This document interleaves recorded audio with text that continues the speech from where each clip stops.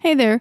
Today we're going to attempt to make the everyday French loaf that was published a couple of weeks ago by the King Arthur Baking Company. So to start out, we need to make a poolish. It is supposed to be equal parts of cool water to equal parts of all-purpose flour and then yeast. So we have 222 grams of cool water, a quarter of a teaspoon of yeast, and then 222 grams of all-purpose flour that is supposed to sit at room temperature for 12 to 16 hours. So I started mine at about 5 o'clock in the morning, and then I would let it sit overnight on my counter, and I would wake up in the morning at about 7 a.m. and then begin to make my bread. It says this is supposed to smell ripe and cheesy. I don't really know. It smells like yeasty. I don't know if that is supposed to smell ripe and cheesy, but I mean, it looks kind of ripe and cheesy. So to that, we're supposed to add 319 grams of water. We're supposed to mix it until it's all frothy. And I mean, I've got some bubbles, but I wouldn't say that it's excessively frothy or anything. To that, we're supposed to add 1/2 teaspoon of active dry yeast. It should be a kind of a heaping teaspoon, I guess. And then 15 grams of salt. So I thought that was a little bit weird to put the salt in here like that, but that's how he did it. So I'm following his instructions. And then 519 grams of all-purpose flour. And I'm just mixing that in the bowl. This is a no-knead bread. And actually, I found that mixing this with my hand, while it did help get things incorporated, I think that I changed how I was doing this a little bit later because I just really didn't like getting my hand all dirty like this. This is supposed to make 2 loaves of bread. And I decided to split it in half because next, Martin does a lot of just light folding and stuff. And I wanted to see how much does this really matter? Because you barely even fold it. It's not like you're kneading it or anything.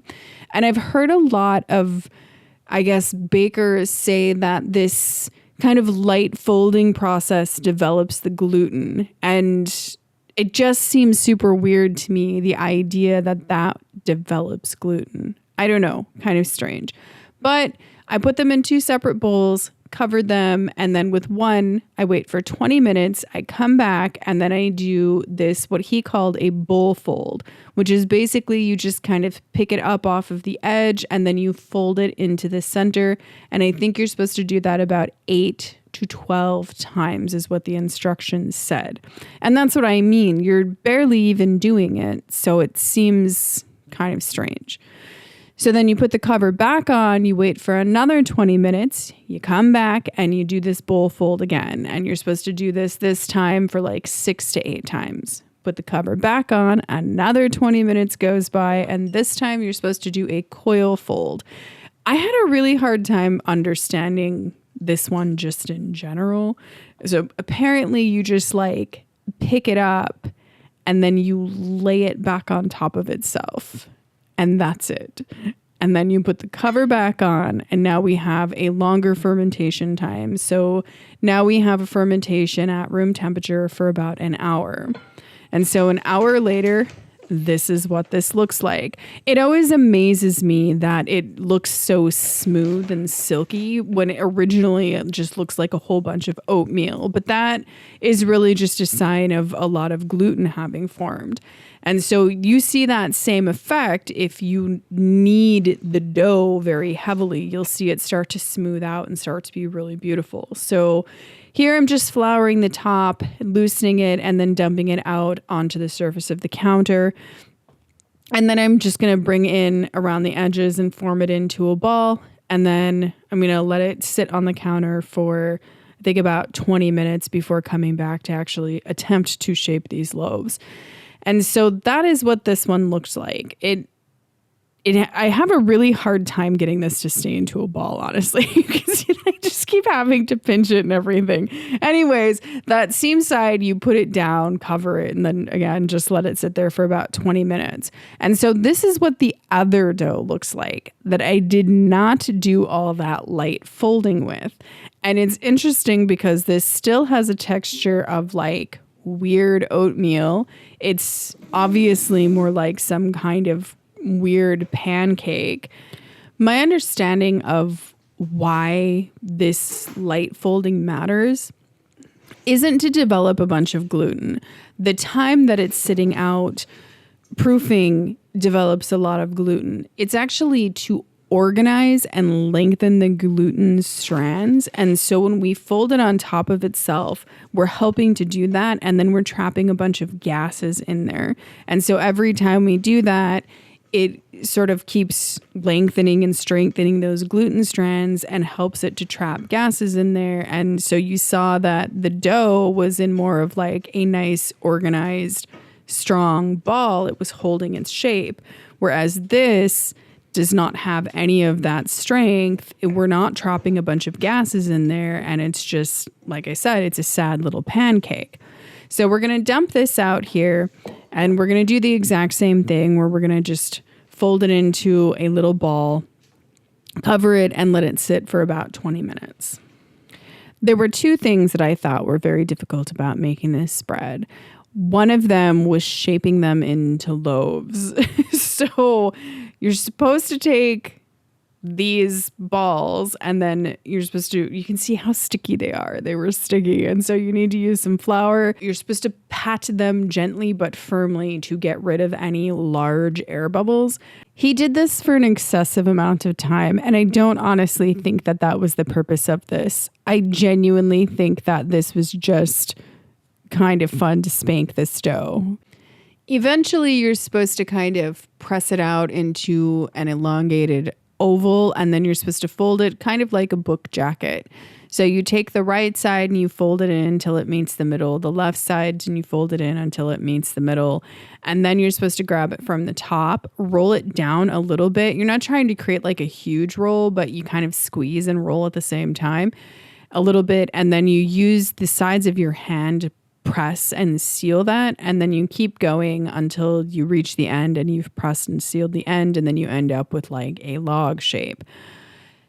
So I found that doing anything to this to better the shape afterwards was just kind of difficult. It just wouldn't really respond very well. So I know that he rolled it around to make the ends of his bread a little more pointy. That did not work for me. I tried and it just did not work. So I don't know. I just found the whole loaf shaping to be extremely difficult. This loaf shape is supposed to be called a batard. I don't know. It's the saddest batard I've ever seen. The funniest thing is that I just could not let this go. I just kept on and kept on and kept on trying to make this look the way that he made it look. And I just could not get it to take that shape or hold that shape, no matter how much I played with it. And it just kept getting uglier and uglier and uglier. You can see here that the dough that I didn't do any of the intermittent folding with is extremely sticky. It was very hard to handle. And I just formed it into a loaf shape. I didn't go through the proper shaping technique or anything here. Martin did this whole thing a little bit differently in terms of placing the loaves for proofing. He used a linen. He flours the linen and then he puts the pretty side of the loaf face down and the seam side up. I did not have a linen, so I actually put these on parchment with the seam side down to prevent trying to have to flip them over, and that whole entire thing was a mistake, but we'll get to that later. So this is supposed to proof again for about 45 minutes to an hour. He said that when you poke it, it is supposed to still bounce back instead of like if you poke it and then it stays indented, that means that it's overproofed. So about 45 minutes later, this is what it looked like. And it looks okay. And I have to be honest here, I have absolutely no idea how this managed to work out okay. But the second thing that I found super difficult was scoring the bread. And he basically just said, you just have to be confident and you just go in there and you just do it. And that's what I did here. And again, I have no idea how or why this worked the first time because this never worked like this again. Truly, it was just absolutely horrifying. But I also want to say that I don't think that those scores were deep enough. And so the purpose of that whole having the loaf upside down, proofing on the linen and having the flour there, is that it creates kind of like a harder flour crust on the pretty side of the bread. So when you flip it over and then you go to score it, it is much easier to score. Crazy. The oven temperature is supposed to be 475 degrees Fahrenheit. I'm using a baking stone, and the oven should be heated for 1 hour before putting the loaves in. To get an appropriate crust, to get the ideal crust with like all of the bubbling and, you know, to have it like nice and thick and crunchy and everything, you're supposed to bake in a steamy environment. And so to achieve that, he had a pan underneath his baking stone. His was cast iron. I did not have a cast iron pan at this time for this, so I used this pan. And you're supposed to put, he said, about a cup of water. I found that 2 cups of water was better than a cup because the 1 cup of water just completely evaporated like super quickly. I also found this to be really scary. And even scarier, if you happen to drop some of the water on the glass of your stove, it can break the glass. So I did not know that, which now this is just extra scary to do. But it creates the nice steamy environment. And you basically just bake that for, I think it was like 32 to 38 minutes or something like that, until it's nice and golden brown anyway. And so the crust on this is, when it very first comes out, it's going to be very hard and thick and everything. And you can see that the crust is nice. It's got the bubbles. And this is where you can tell that the scoring was not deep enough, because you can see how it just kind of made a little shallow marking on the top there.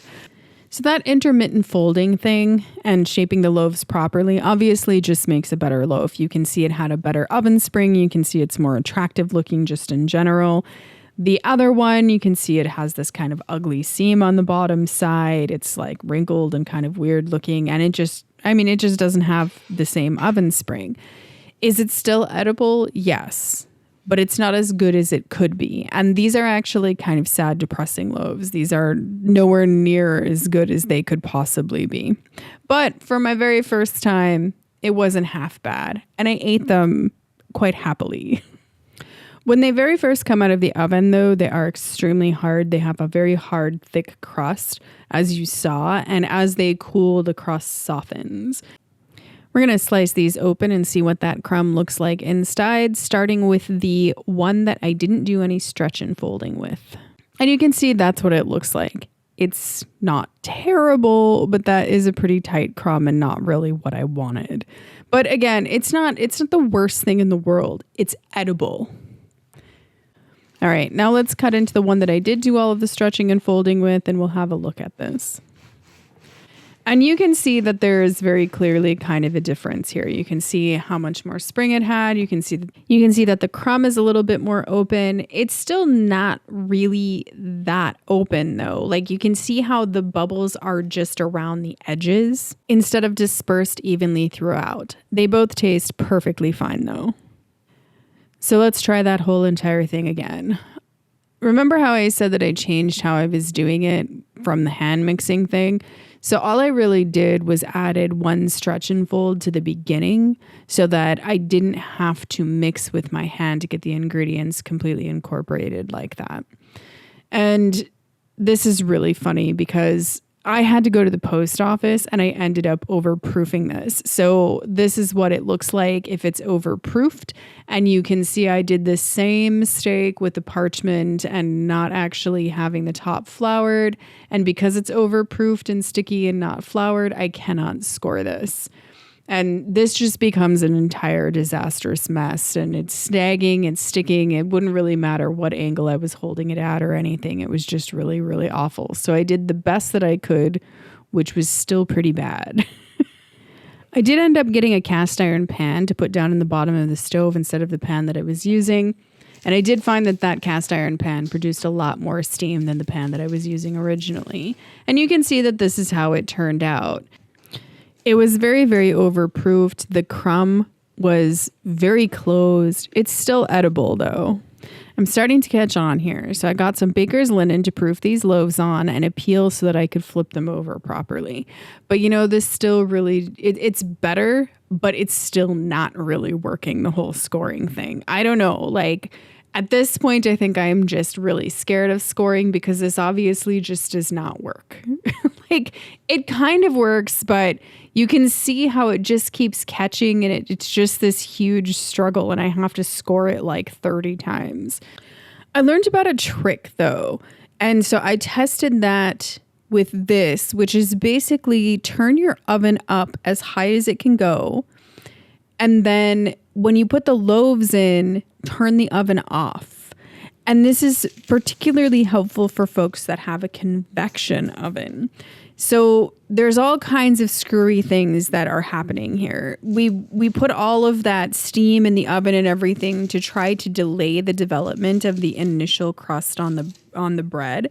And so the reason why you would turn the oven off if you have a convection oven is the same reason, because the convection oven, it circulates the air all around evenly and it creates a crust much faster on the loaf, causing it not to spring as much as it should. So I tested that here, and wouldn't you know, it actually does really help. It's still not great. Here's a comparison of the last loaf that I did compared to this loaf, and you can see that it is considerably more open. Like you can see the larger holes and everything, and it's more evenly like that throughout. So that definitely did help quite a bit. Fourth time might be a charm.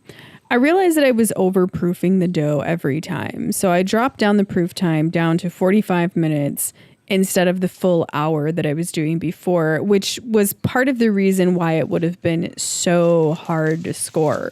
And so here you can see that I've kind of figured this out and I've kept the surface of it very, very floured. Instead of covering it with something that was a little bit more airtight for proofing, I actually just covered it with linen so it would get a little bit of air and a crust would form. Whereas before it wasn't forming any kind of crust. And you can see just how much smoother the scoring goes here. I still am not great at the scoring, but this was considerably better than any other time, except maybe my first time, which was miraculous. Major beginner's luck there. The other thing that I did was I switched from using the all-purpose flour to bread flour. I'm not exactly sure why the recipe was calling for all-purpose flour. I ran out of the all-purpose flour though. So, I realize it's a completely different kind of flour, but hey. The other things that I had changed with this bake is that I have both a baking stone and a baking steel, and I decided to bake on the baking steel, as well as I have the ability to turn off the convection setting on my oven and bake like it's just a normal oven, so I don't have those fans blowing. So I also turned that off. So I just baked this at 475 through the whole entire thing. I didn't turn off the oven or anything like that. And it definitely sprung. So it's kind of like a Quasimodo loaf here. Definitely, you can see it even kind of has some little ears and stuff out of the scores at the two ends. Bread making to me is a little bit crazy. It's super fun and it's super interesting, but it's also a little bit crazy and it's full of room for error. And recipes just don't tell you all kinds of crazy things. Like, they just don't. So you might try a recipe and it just won't work. Sometimes it's just these little tiny things with your equipment. But let's be honest, even bad bread is good bread. And there's nothing quite like the smell of fresh baked bread in your house.